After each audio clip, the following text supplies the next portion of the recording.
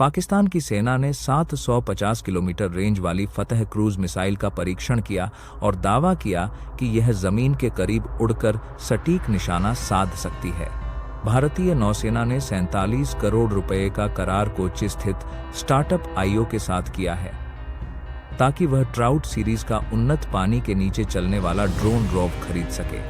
भारतीय नौसेना का INS AL और अमेरिकी नौसेना का USS ग्रिडली अरब सागर में संयुक्त अभ्यास कर रहे हैं, जिससे दोनों की साझेदारी और मजबूत होगी।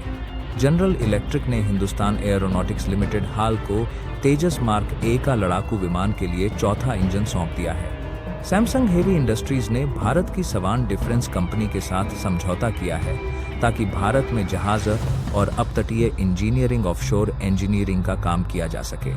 सीमा सुरक्षा बल BSF ने नया AI और GIS आधारित command and control centre launch किया है, जिसका नाम डिसीजन सपोर्ट सिस्टम रखा गया है।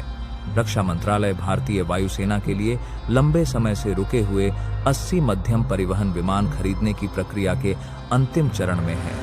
मझगांव डॉक शिप बिल्डर्स 2026 तक देश में ही पनडुब्बी के शाफ्ट और प्रोपेलर सिस्टम बनाएगा, जिससे मौजूदा और आने वाले प्रोजेक्ट्स को सपोर्ट मिलेगा। चेन्नई की रक्षा company Big Bang Boom Solutions ने भारतीय नौसेना के साथ एक करार किया है। इसके तहत वह ऐसा क्लोकिंग सिस्टम बनाएगी जो विमानों और जमीनी हथियारों को राडार और थर्मल डिटेक्शन से छिपा सकेगा। यही कंपनी भारत इजराइल के 5 मिलियन प्रोजेक्ट में भी काम कर रही है, जिसमें ऐसे ड्रोन बनाए जा रहे हैं जो GPS के बिना भी दुश्मन के इलाके और भूमिगत जगहों में उड़ सके। डा एविएशन कंपनी भारत में राफेल जेट असेंबली लाइन लगाएगी। यह फ्रांस के बाहर पहली फैक्ट्री होगी, जहां हर महीने 2 राफेल जेट बनेंगे, भारत और दूसरे देशों जैसे इंडोनेशिया दोनों के लिए। स्वीडन की कंपनी साब हरियाणा स्थित अपने प्लांट में 5 किमी रेंज वाली एंटी ड्रोन मिसाइल बनाएगी। भारतीय सेना ने DRDO द्वारा बनाए जा रहे गैटलिंग ऑटो कैनन को मंजूरी दी है। यह सिस्टम जमीन से उड़ने वाले ड्रोन और मिसाइलों को मार गिराने का काम करेगा।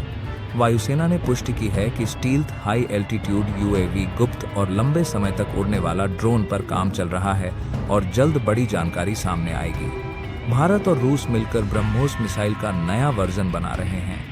इसमें नई हाइपरसोनिक तकनीक होगी, जिससे इसकी रफ्तार माच 3 से बढ़कर माच 4.5 हो जाएगी। 2 साल में इसका ट्रायल होगा और नया ब्राह्मोस X वर्जन 2030 तक वायुसेना में शामिल किया जाएगा।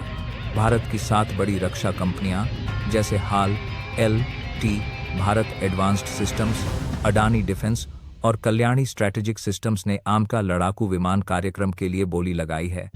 MK की पहली उड़ान 2028 में होगी और 2032 तक इसका पूरा प्रोटोटाइप तैयार हो जाएगा। 2035 से इसका बड़े पैमाने पर उत्पादन शुरू होगा। DRDO हिमालय क्षेत्र के लिए विशेष माउंटेन राडार बना रहा है। यह राडार स्टील्थ लड़ाकू विमानों को पहचान सकेगा और भारतीय वायुसेना के रक्षा 30 तक वायुसेना में शामिल किया जाएगा। भारत की 7 बड़ी रक्षा कंपनियां जैसे HAL, LT, Bharat advanced systems, Adani defence और कल्याणी स्ट्रैटेजिक सिस्टम्स ने आमका लड़ाकू विमान कार्यक्रम के लिए बोली लगाई है। MK की पहली उड़ान 30 तक वायुसेना में शामिल किया जाएगा। भारत की 7 बड़ी रक्षा कंपनियां जैसे HAL, LT, Bharat advanced systems, Adani defence और कल्याणी स्ट्रैटेजिक सिस्टम्स ने आमका लड़ाकू विमान कार्यक्रम के लिए बोली लगाई है। MK की पहली उड़ान